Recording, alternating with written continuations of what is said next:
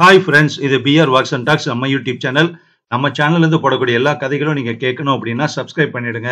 இந்த வீடியோ கீழேயே சப்ஸ்கிரைப் அப்படின்னு ஒரு பட்டன் இருக்கும். அதை கிளிக் பண்ணிட்டீங்கன்னா நம்ம சேனல்லேருந்து போடக்கூடிய எல்லா சிறுகதைகள், நாவல்கள் அதனுடைய நோட்டிஃபிகேஷன் உங்களுக்கு ரீச் ஆகும். அதை கிளிக் பண்ணி அந்த கதைகள் எல்லாமே நீங்கள் கேட்கலாம். நல்ல நல்ல கதைகளாக நம்ம சேனல் மூலமாக ரெகுலராக கொடுத்துட்ருக்கோம். கண்டிப்பாக உங்களுக்கு பிடிக்கும். உங்களுக்கு பிடிச்ச ரைட்டர்ஸ் எழுதுனது, உங்களுக்கு பிடிச்சி படித்த மறந்து போன கதைகள் எல்லாமே நம்ம சேனல் மூலமாக வந்துட்டுருக்கு. அதனால கேட்டுட்டு லைக் பண்ணுங்க, ஷேர் பண்ணுங்க, கமெண்ட் பண்ணுங்க. ஸோ இந்த வீடியோல நமக்கு பிடிச்ச எழுத்தாளர் திரு சுஜாதா அவர்கள் எழுதின 3040 அப்படிங்கிற ஒரு கிரைம் சிறுகதை. இது கிரைம் சிறுகதையா இல்லது சிவில் பேஸ்டு சிறுகதையா அப்படிங்கிறத நம்ம கேட்டுட்டு முடிவு பண்ணிக்கலாம். கேட்கலாமா?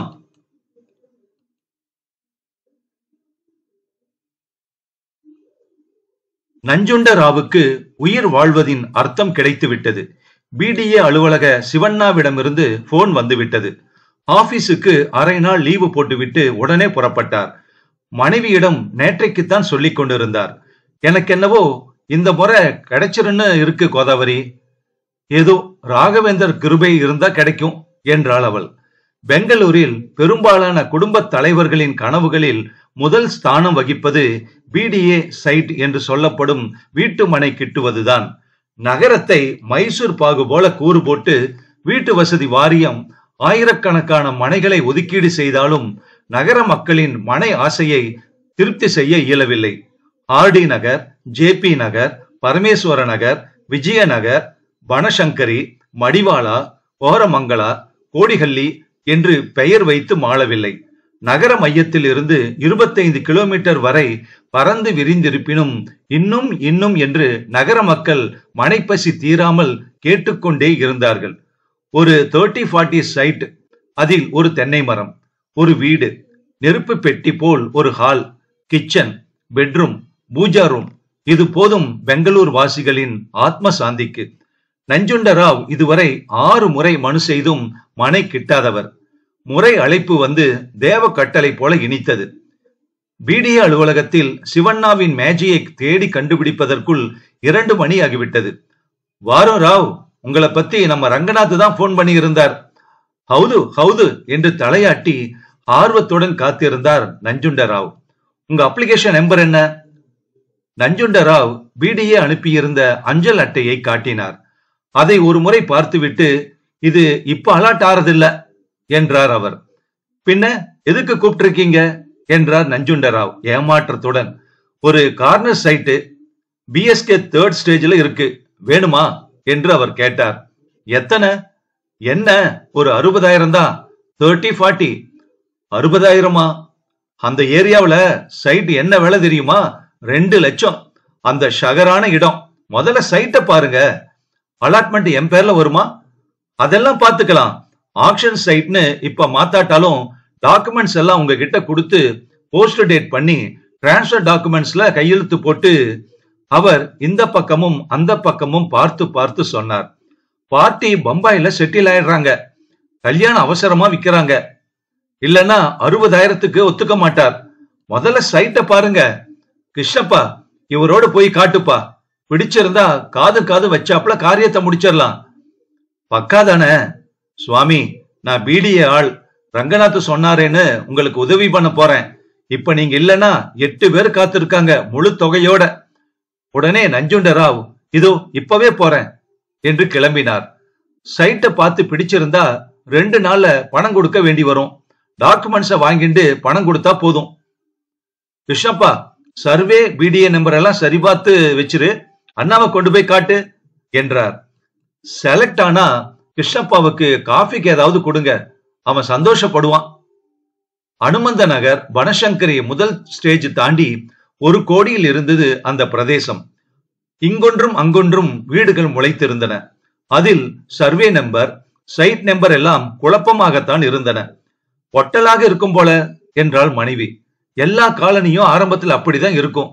பர்லாங்கு நடந்தா மெயின் ரோடு, கடகண்ணி, ஸ்கூலு, போஸ்ட் ஆபீஸ் எல்லாம் இருக்கு என்றார் கிருஷ்ணப்பா. 1 வருஷத்துல இந்த ஏரியாவில் ஒரு தியேட்டர், ஒரு ஜூனியர் காலேஜ் வருது. பஸ் ரூட்டு 43 பஸ் 10 நிமிஷத்துக்கு ஒரு தரம் போகும். பக்கத்து கிராமத்தில இருந்து ஏராளமாக பாலும் காய்கறிகளும் கிடைக்கும். அப்படியா? 60,000க்கு 30-40 ரொம்ப மலிவு சார். கார்னர் சைட்டு, அயனான சைட்டு. அடுத்தது 80 அடி ரோடு பாருங்க. இப்போதே விளக்கு போட்டுட்டாங்க.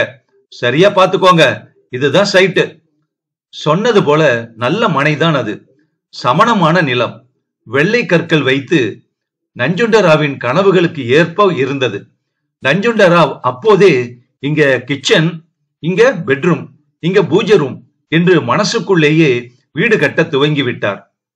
வீட்டுக்கு திரும்பிய போது இந்த மாதிரி சான்ஸ் கிடைக்காது, விசாரிச்சு பார்த்துட்டேன். அங்க 30-40 1.5 லட்சத்துக்கு குறையாதான். நமக்கு மட்டும் எதுக்கு 60,000த்துக்கு கொடுக்கிறார்களா என்றாள் மனைவி. எனக்கு என்னவோ அப்படி தோணலிங்க. நீங்க எதுக்கும் வக்கீல் மாமா கிட்ட ஒரு வார்த்தை கேட்டுடுங்க, வில்லங்க ஏதாவது இருக்க போகுது. ராத்திரி வக்கீலை பார்த்தபோது டாக்குமெண்ட்ஸ் வாங்கிக்கிட்டு ஒரு ப்ராமிசரி நோட்டு, 60,000த்துக்கு பக்கா ரசீது, போஸ்ட் டேட் பண்ணிய டிரான்ஸ்பர் டாக்குமெண்ட்ஸ், அது கூட வேண்டாம், பத்திரம் நம்ம கைக்கு வந்தா போதும் என்றார் வக்கீல். பெங்களூர்ல இதெல்லாம் சகஜம், நானே கூட இப்படிதான் சைட்டு வாங்கினேன் என்றார் வக்கீல். ஆனால் 60,000த்துக்கு 30-40, அதுவும் பனசங்கரியில, நம்ப முடியல என்றார் வக்கீல். எதுக்கும் பணம் கொடுத்ததும் 4 பாறை கம்ப நட்டு முள்ளு வெளி போட்டுடு, இல்லாட்டா. ஆமா, குடிசை கிடிசை போட்டிருந்ததா அந்த மனையில? அதெல்லாம் இல்ல சார். 60,000 ரொம்ப சீப்பு தான். மறுநாள் ப்ராவிடன்ட் ஃபண்டில் லோன் எடுத்தார். யூனிட் பத்திரங்களின் மேல் லோன் போட்டார். தன் மனைவியின் நகைகளின் மேல் சிக்பேட்டையில் கடன் வாங்கினார். பெண் சாவித்திரியின் கல்யாணத்துக்கு சேர்த்து வைத்திருந்த எஃப்டியின் பேரில் 40,000 எடுத்து நிரப்பி 65,000 சேகரித்து விட்டார். சிவண்ணாவின் வீட்டுக்கு எடுத்துச் சென்றார். சிவண்ணா கொடுத்த பணத்துக்கு பவர் ஆஃப் அட்டார்னி சார்பாக கொடுத்துவிட்டு பம்பாய்க்காரரின் அலாட்மெண்ட் காகிதங்களையும் கையோடு கொடுத்து விட்டார். நஞ்சுண்டராவ் வக்கீல் சோமப்பாவை அழைத்து வந்திருந்ததால் அவர் காகிதங்களை பார்த்து ஆல் இன் ஆர்டர் என்று சொல்லிவிட, சிவண்ணா, இதுவரைக்கும் 30 பேருக்கு சைட் வாங்கி கொடுத்திருக்கேன், அத ஒரு பொதுநல சேவையாகவே செய்யறேன் என்று கூறிவிட்டு காஃபி டிஃபன் கொடுத்தார். வக்கீல், நஞ்சுண்டா, நீ ரொம்ப லக்கி, அனுமாருக்கு அர்ச்சனை பண்ணிடு என்றார் அவர். ஒரு வாரத்திற்குள் சைட்டில் வேலி போட சென்றபோது அதே இடத்தில் வேறு ஒருவர் வேலி போட்டுக் கொண்டிருந்தார். நஞ்சுண்டராவ் திடுக்கிட்டு போய் அருகில் சென்று விசாரிக்க, ஓனர் எதிர் பஸ் ஸ்டாண்டில் இருந்து வருவதற்காக காத்திருந்ததில் அவருக்கு காட்டப்பட்ட மனை அது இல்லை என்றார் ஓனர். சர்வே நம்பர் பார்த்து இது அடுத்த மனை என்றார். அடுத்த மனையை பார்த்தால் அதன் நட்ட நடுவில் பெரிய பாறை இருந்தது. பார்த்தால் சைட்டு போலவே தெரியவில்லை, ஒரு சின்ன குன்று போல இருந்தது. சிவண்ணான்னு பிடிஏல ஒருத்தர் இந்த மனைய கார்னர் சைட்டை காட்டினாரே. இந்த சைட்டியா? கார்னர் சைட்டியா? சுவாமி, ஏமாந்து போயிருக்கீங்க. இந்த மனை 5 வருஷமா என் பேர்ல பக்காவா அலாட்டானது. நேத்துதான் யாரோ தப்பா இத பாத்துட்டு இருந்தாங்கன்னு சொன்னதும் வேலி போட உடனே வந்தேனா. சரியா பாருங்க, உங்க சர்வே நம்பரு இந்த கல் குன்று தான். ஒரு நிமிஷம். ஆமா, உங்களுக்கு வித்ததும் பம்பாய் பார்ட்டியா? ஆமா, புரியறது எனக்கு. ஆமா, எத்தனை கொடுத்தீங்க? 60,000. ஐயோ ஐயா, என்கிட்ட இதே சைட்டு வந்தது 30க்கு மேல கிடையாதுன்னு சொல்லிட்டேன். சுவாமி, இந்த கல்ல பேக்கவே 40,000 செலவாகுமே, எப்படி ஏமாந்தீரு? நஞ்சுண்டராவ் சரியாக புரியாமல் மறுபடி சிவண்ணாவிடம் மறுதினம் சென்றபோது சிவண்ணா வீட்டில் இல்லை, பம்பாய் போயிருப்பதாக தெரிந்தது. 1 வாரம் ஆகும் என்று கூறினார்கள். பிடிஏ போன போது கிருஷ்ணப்பா தென்பட அவரை விசாரித்ததில், அப்படியா, சர்வே நம்பர் தப்பா என்றார் அவர். அப்படிதான் போல இருக்கு, நீங்க காட்டின சைட்டு வேற நம்பர், ஓனரே சொன்னார். நான் விசாரிக்கிறேன், கவலைப்படாதீங்க. சைட் இருக்குல்ல? சைட் இருக்கு, ஆனா அதுல வீடு கட்ட முடியாது. ஏன்? வெறும் பாறை. அதுக்கு என்ன, லேசா உடைச்சிட்டா போறது. அது வேற பேச்சு. நீங்க காட்டின சைட்டு தப்பு, அதை பார்த்துதான் பணம் கொடுத்தேனா. அப்ப அது வேண்டாமா உங்களுக்கு? எனக்கு என் பணம் வேணும். பணம் எங்கேயும் போகாது, சிவண்ணா வந்ததும் சொல்றேன். தினமும் போன் செய்ததில் சிவண்ணா ஊரில் இருந்து வரவில்லை என்றே சொன்னார்கள். வக்கீலிடம் போய் கேட்டபோது, லீகலாக எதுவும் செய்ய முடியாது, பக்கத்து சைட்டா இருந்தா என்ன, 30-40 சீப்பு தானே, ஒரு அபிப்பிராயம் சொன்னார். பக்கத்து சைட்ல ஒரு பெரிய பாறை குன்று போல இருக்கு வக்கீல் சார். அப்படியா? ஏமாத்திட்டானா? அட பாவி. சரி, சிவண்ணாவை கேட்டீங்களா? அவன் ஊர்லயே இல்ல. தினமும் போன் பண்றேன். போன் பண்ணாதீர், அறிவிப்பு இல்லாம நேர போய் பாரும். அப்படி பார்த்ததில் சிவண்ணா சிக்கிக் கொண்டார். வாங்க ராவ், வீடு கட்ட ஆரம்பிச்சிட்டீங்களா என்று கேட்டார். இல்ல சிவண்ணா, சைட் நம்பர் தப்பா காமிச்சு பக்கத்து மணிய பார்த்து பணம் கொடுத்துட்டேன். இப்போ சரி பார்த்தா எல்லாமே பாறை. பாறையா? ஆமா. சிவண்ணா கடும் கோபம் கொண்டு, ஏய் கிருஷ்ணப்பா, சாருக்கு எந்த சைட்டை காமிச்ச என்று கேட்டார். Corner site. அதான் சார், கார்னர் சைட்டு தான். உங்க சைட் நம்பரை சொல்லுங்க. சிவண்ணா கோடு கோடாக ப்ளூ பிரிண்ட் வரைபடத்தில் பார்த்து, ஆமா கார்னர் சைட் இல்ல, அதுக்கு பக்கத்துது என்றார் அவர். முழுக்க முழுக்க பாறை அது.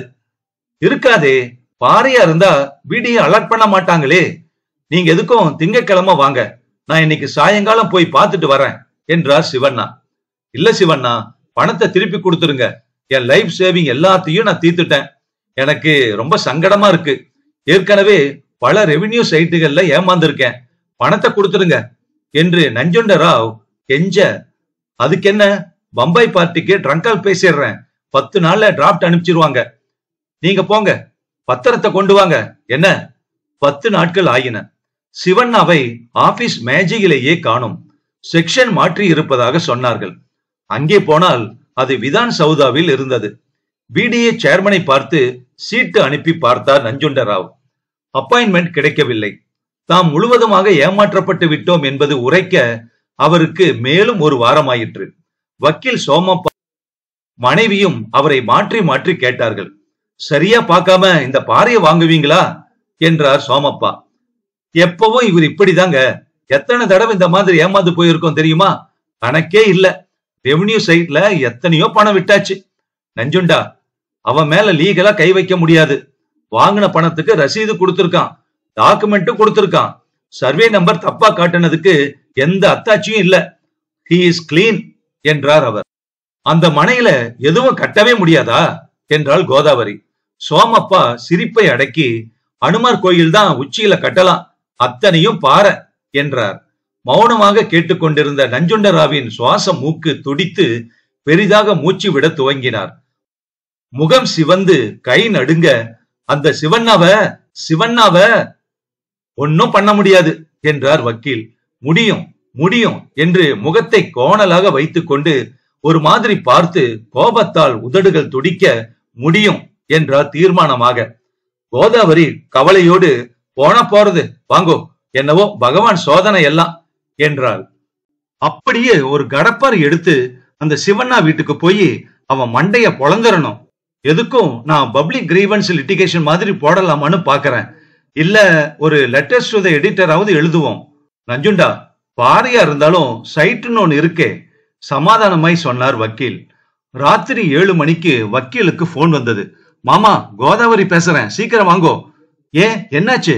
சாயங்காலம் சொன்னாரே, அது போல கடப்பாரி எடுத்துட்டு சிவண்ணா வீட்டுக்கு கிளம்பி போயிருக்கார். எனக்கு ரொம்ப பதற்றமா இருக்கு. மத்தியானத்தில இருந்தே பேசிக்கிட்டே இருந்தார். எனக்கு என்னவோ விபரீதமா புத்தி போறது. சீக்கிரம் வாங்கோ மாமா. வக்கீல் காரை எடுத்துக்கொண்டு உடனே சென்றார். சிவண்ணா வீடு எங்க தெரியுமா அவருக்கு என்றார் கோதாவரியிடம். பணம் கொடுக்கிற போது போயிருக்காரே, அட்ரஸ் தெரியுமா உனக்கு? எனக்கு தெரியாதே மாமா. ஐயோ ராகவேந்திரா, இது என்ன சோதனை? பணம் போனா போறது, உயிருக்கு ஆபத்தாக வல்லவோ போய்விட்டது. போ, ஏதாவது ஒண்ணு கிடக்க ஒண்ணு செஞ்சுக்கிட்டா. பெருசா கடப்பரை வாங்கிட்டு வந்தார் மாமா. எதுக்குன்னு கேட்கறதுக்குள்ள ஆட்டோல புறப்பட்டு போயிட்டாரு. சரி, போய் எத்தனை மணி நேரம் இருக்கும்? ஐயோ, இப்ப 8 மணியாச்சே. ஈஸ்வரா பரமேஸ்வரா என்று புலம்பினாள் கோதாவரி. சோமப்பா டைரக்டரியில் ஒரு பிடிஏ அதிகாரியை தேடி அவரிடமிருந்து சிவண்ணாவின் விலாசம் கிடைக்குமா என்று கேட்பதற்குள் கோதாவரி பயத்தில் அழ ஆரம்பித்தாள். வதம் பண்றாப்புலதான் கிளம்பினார் மாமா அவரு. அதோ அவர் வர்றாரே. நஞ்சுண்டராவ் கையில் கடப்பாறையுடன் கிழிந்த சட்டையுடன் ஆட்டோவில் வந்து இறங்க, நஞ்சுண்டா, என்ன இது பைத்தியக்கார வேலை? ஐயோ, ஏங்க இப்படி மிரள பாக்குறீங்க? என்ன பண்ணுனீங்க என்று பதறினாள் கோதாவரி. நஞ்சுண்டா, எங்க போன சொல்லு. சிவண்ணாவை கோபத்துல என்ன செஞ்ச சொல்லு. நான் அங்கதான் போயிருந்தேன் என்றார் நஞ்சுண்டராவ். சிவண்ணா வீட்டுக்கா? இல்ல, என்னோட மனைக்கு, என் சொந்த 30-40 சைட்டுக்கு. எதுக்கு? அந்த பாறைய கடப்பாறையால தட்டி பார்த்தேன். கொஞ்சம் கொஞ்சமா உடைச்சிடலாம். நாளையில இருந்து நீயும் வா கோதாவரி, 2 பேருமா சேர்ந்துண்டு உடைச்சிடலாம் என்ன? சுஜாதா அவர்கள் எழுதிய 30-40 சிறுகதை முற்றும். இந்த கதை குமுதம் பத்திரிகையில 25/7/1963 வெளிவந்தது.